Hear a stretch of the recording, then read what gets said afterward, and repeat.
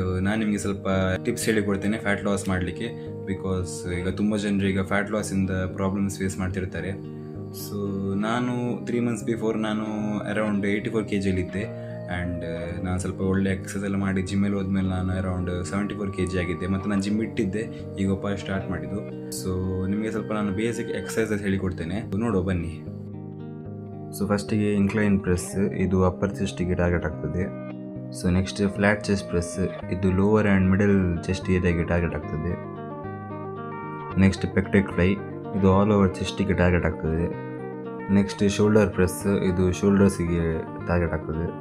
Next leg curls, ಇದು ನಮ್ಮ ಥೈಸಿಗೆ ಎಫೆಕ್ಟ್ ಆಗ್ತದೆ. ನೆಕ್ಸ್ಟ್ ಲ್ಯಾಟ್ ಪುಲ್ ಡೌನ್, ಇದು ನಮ್ಮ ಬ್ಯಾಕ್ ಮತ್ತು ಲ್ಯಾಟ್ಸ್ಗೆ ಟಾರ್ಗೆಟ್ ಆಗ್ತದೆ. Next crunches using med ball, ಇದು ನಮ್ಮ ಕೋರಿಗೆ ಜಾಸ್ತಿ ಎಫೆಕ್ಟ್ ಆಗ್ತದೆ. ಸೊ ಈ ರೀಲ್ ನಿಮಗೆ ಹೆಲ್ಪ್ ಆಗಿದ್ರೆ ಈ ವಿಡಿಯೋನ ಲೈಕ್ ಮಾಡಿ.